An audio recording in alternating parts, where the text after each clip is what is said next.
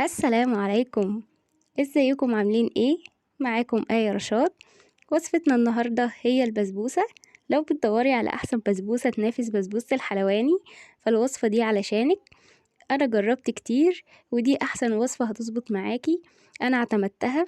النهاردة هتاكلوا بسبوسة بتدوب في البق وانت بتاكليها، ناجحة جدا جدا جدا بكل المقاييس، سواء في المكونات او الاسرار او الشربات.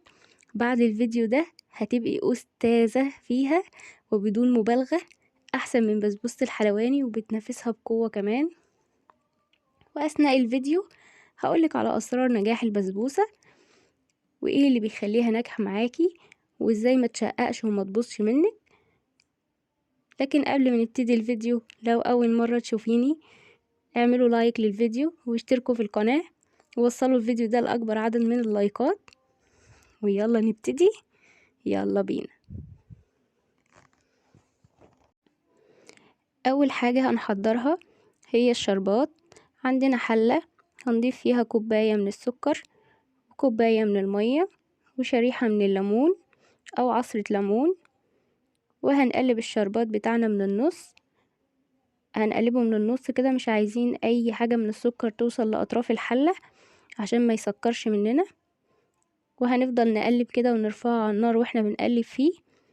اول ما يبتدي يغلي معانا هنوقف تقليب ونسيبه يغلي على النار مدة دقيقة بالظبط، ياخد غلوتين، وهطفي عليه النار وهسيبه يبرد في درجة حرارة الغرفة. شربات البسبوسة يا جماعة بيكون خفيف بارد، مش بيبقى سخن. بصوا يا جماعة، نجاح البسبوسة بيعتمد بصفة أساسية على ضبط المقادير وإن النسب تكون مظبوطة. لو ظبطتوا المقادير هتاخدوا أحسن بسبوسة. عندنا المكونات: 3 أكواب سميد ناعم، كوباية من السكر، تلتين كوباية من السمنة، تلتين كوباية من اللبن، تلت كوب جوز هند ناعم، وتلت كوب شربات تقيل او عسل ابيض او عسل جلوكوز. هكتب لكم المقادير في صندوق الوصف. عندنا هنا طاسة او حلة هنحط فيها المكونات بتاعتنا، عبارة عن كوباية من السكر وعليهم تلتين كوباية من اللبن، وكمان تلتين كوباية من السمنة، وعليهم تلت كوباية من العسل. وزي ما قلنا البديل بتاعه شربات تقيل من بتاع الكنافة او الزلابية. كمان ممكن تحطي عسل جلوكوز او عسل ابيض، انا كان عندي عسل ابيض فحطيت منه. وهنقلبهم كويس مع بعض ونرفعهم على النار. عايزين الخليط ده يا جماعة، الخليط كله يتجانس مع بعضه والسكر يدوب كويس، لكن مش عايزينه يوصل لمرحلة الغليان، عايزينه يبقى سخن بس مش وصل لمرحلة الغليان، يعني تحطي ايدك فيه كده يبقى تستحمليه.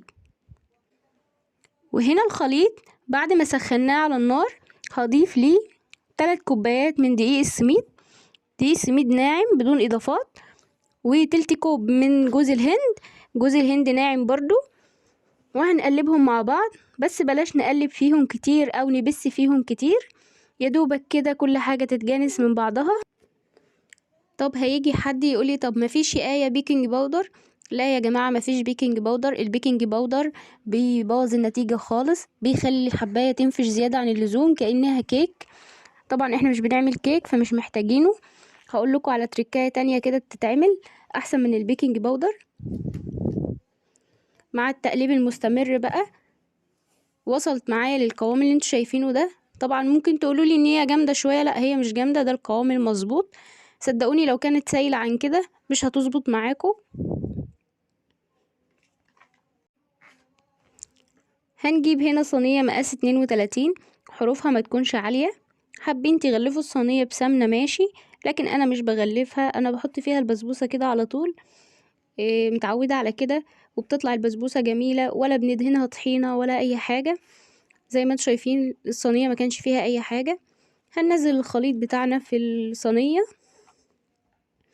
وبالسباتولا وهنبتدي نوزع الخليط في الصينية زي ما انتوا شايفين كده لحد ما نساوي الوش بتاعها كله. وممكن تبلوا السباتولا بمية وتمسحوا الوش كده عشان تسووه ويطلع معاكم ناعم.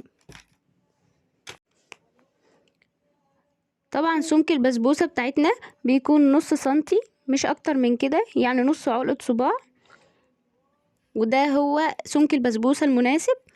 هسيب الصينية بتاعتي ترتاح في التلاجة، ودي طبعا الخطوة اللي بتخلي البسبوسة بتاعتنا متماسكة وزي الفل. بنسيبها ترتاح، وكمان حبات السميد بتنفش، ومش بنضيف بقى لا بيكنج باودر ولا اي حاجة، لانه غلط، مش بيديك النتيجة الصح. وهندخل البسبوسة بتاعتنا في فرن ساخن مسبقا على درجة حرارة 200 لمدة 35 دقيقة. هفتح النار من تحت الاول لحد ما الحروف تاخد لون ذهبي، وبعد كده هشغل عليهم الشواية تاخد لون ذهبي غامق من فوق، وبس كده وتبقى جاهزة معانا بالشكل اللي انتوا شايفينه ده. اول ما البسبوسة بتاعتنا تخرج من الفرن على طول هضيف عليها الشربات الخفيف البارد اللي عملناه مع بعض، وهنسيبها تتشرب على جنب وتبرد، وبعد كده نقطعها. ما شاء الله الصورة بتتكلم عن نفسها يا جماعة، طعمها وريحتها مش قادرة اوصف لكم حلوين ازاي، حاجة كده تحفة.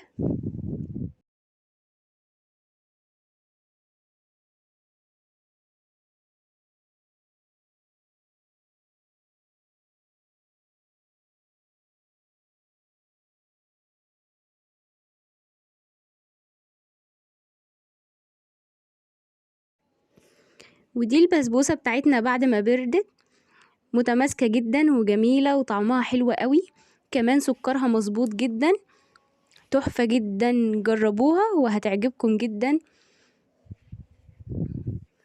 شوفي البسبوسة بتاعتنا مرملة ازاي، البسبوسة بتاعتنا مرملة جدا وحلوة جدا، تنافس وبقوة اشهر محل حلواني في مصر.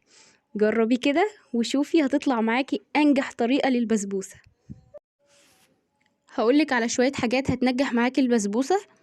اول حاجة اظبطي المقادير تكون متناسبة مع بعضها زي ما هكتبها لكم في صندوق الوصف ان شاء الله.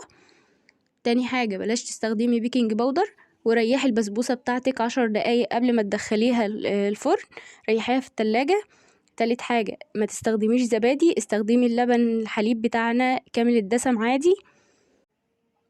رابع حاجة عندنا وهي انك تستخدمي الشربات بارد، بلاش يكون سخن، بردي الشربات، واول ما البسبوسه بتاعتك تطلع من الفرن على طول اسقيها الشربات، ما تستنيش لما البسبوسه تبرد. خامس حاجه والاخيره استخدمي نوع سمنه يكون كويس جدا، ويا حبذا لو كانت سمنه بلدي هتبقى خرافيه.